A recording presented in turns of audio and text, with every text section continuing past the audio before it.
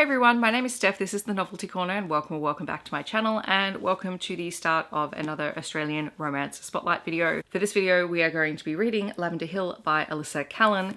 This was sent to me for review by Harlequin, HQ Fiction and HarperCollins. It is a rural romance, so the blurb on the back says, when horticulturalist Riley Laurent lost both her brother and the boy she loved, she fled rural Tasmania and found refuge among the lavender fields of France. After 9 years, her father's poor health brings her home, but to her dismay, she's not the only one back in town. Cain Ashford has returned to Windermere in search of answers. Despite his success as a grain trader, the past still haunts him. What really happened to his brother and best mate, Riley's brother, on that long ago camping trip? As for Riley, the girl he was forced to leave behind to protect his family secret, he's never forgotten her either. Determined not to fall for Cain again, Riley tries to keep her distance, but when the two of them are thrown together to unravel their family tragedies, old feelings resurface, along with a new threat to Riley's lavender farm. As matchmaking whispers spread and Riley and Cain become the small town's most watched couple, will the not-so-subtle efforts of Windermere gardening girls be enough to help them risk their hearts and claim a long overdue second chance? It's just taken me a second to connect that this will be the second book about lavender farms that I've read in less than a week. So that's going to be interesting. I'm very excited to read this. I don't think I've read Alissa Callen before, so I'm willing to give it a shot. It's also set in Tasmania. I have another book set in Tasmania that I'm planning to read tomorrow. So clearly this book is just kind of connecting everything that I've been reading. The next Tasmania book though has a very different feel to it. So I'm going to read this today. I'll give you an update probably at 50% and then at the end, and then I'll talk a little bit about Alissa Callen and other titles that she might have available. I'm excited, so stay tuned. Hi everyone, so I am 50% of the way into Lavender Hill, and this is very much a typical Australian rural romance. There is a romantic undercurrent in terms of the second chance romance between Riley and Cain, but the primary story really is this small town. The fact that Riley and Cain's younger brothers were both best friends, and nearly a decade earlier both died one night.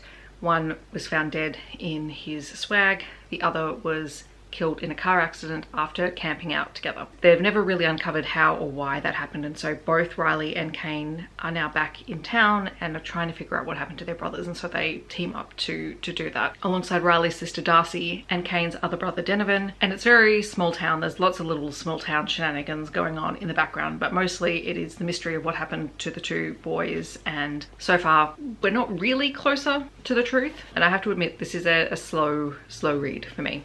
And I don't know whether that has to do with the fact that at the moment my processing speed for reading has been really interesting compared to normal, but also this is just genuinely a slower read and a slightly different change of pace. Not bad, it's well written. I'm intrigued, I want to know what happened to the boys, but it's just not my usual pace. But I will finish this tonight, and yeah, I'm keen. I'm thinking that the second half will go a lot faster than the first half. It just feels like the momentum is picking up now that we are getting into sort of the main reveals that are clearly going to be happening soon. So I finished Lavender Hill. It definitely picked up in the second half of the book. We find out what happened to the boys, why they died. It's a lot less dramatic than you would expect. And also Riley and Cain rekindled their relationship in spite of all of the meddling town matriarchs getting involved with all of their specialties and, you know, setups. I will preface this book and say a lot of kind of country life things happen, so if you're not a fan of wasps, be mindful. There is a scene where one of our main characters gets stung multiple times by wasps. There is a storm that brings down a power line and a whole bunch of gum trees. One of my favorite characters in the story is a character called Jack, who's kind of just like this guy who's in the background who keeps giving Cain tips and just pops up, and you're convinced that he's shady, but everyone in town says no, he's an upstanding guy, he just happens to know a lot of things that have gone on in the background. Also, you find out a lot about Cain's father, who Cain does not like, and he and Donovan and his mother left, and that's part of the conflict between Cain and Riley, is that Cain up and left at one point and then did not stay in contact, and it's because Cain genuinely believed that his father was going to kill his mother, and he and his brother decided to get her out of there. And then we discover a whole lot of things about Cain's father, including that he was an arsonist and head of the volunteer fire brigade.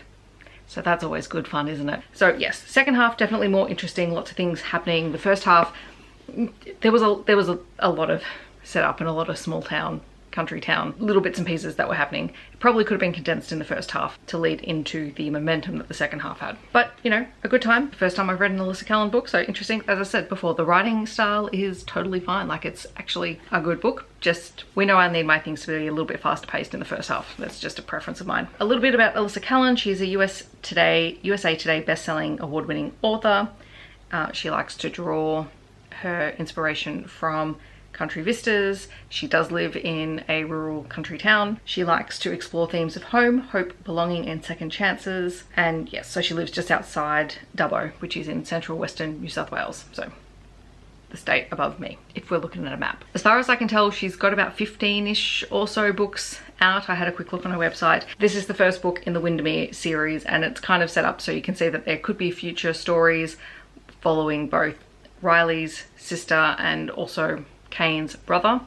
Not together.